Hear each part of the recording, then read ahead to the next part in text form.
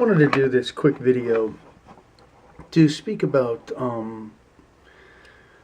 the Church Fathers and their writings.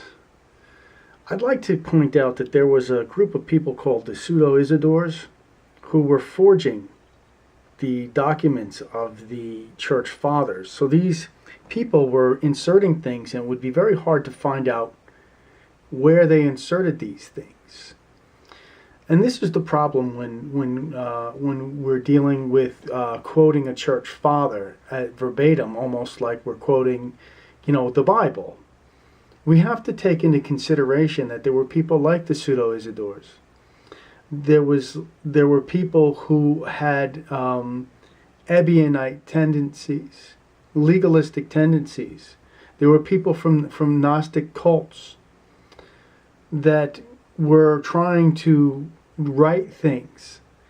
And so separating what was said that the church fathers actually said, I mean, you'd have to really look at the gist of what they say. Same thing with Paul. If somebody's speaking like Paul and then all of a sudden they start speaking like somebody other than Paul, well, then you'd be like, well, wait a minute, this doesn't sound like Paul.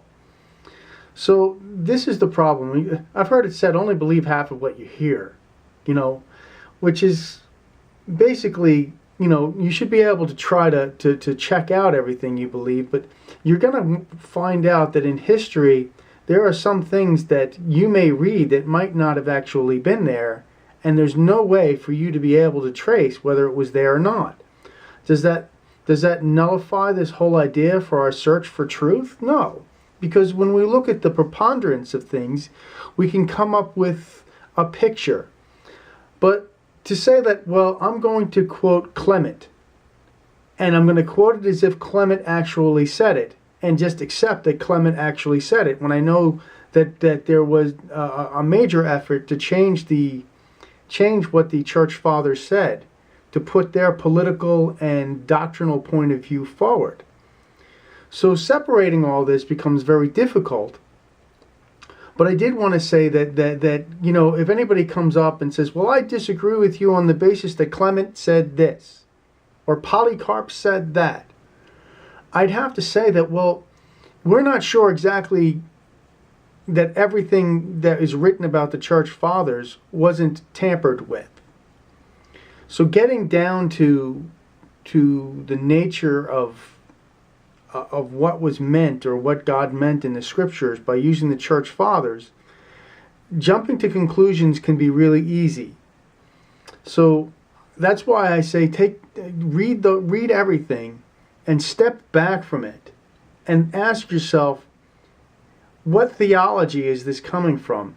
And this is a major key. If you understand the theology of this Symmachus, the theology of Cerinthus, I'm mentioning names here, but if you know their theology, the theology of the Ebionite people, the Nazarenes, when you know the history of these things and you see things that are questionable, you're able sometimes to say, oh, wait a minute, this is something that an Ebionite would say.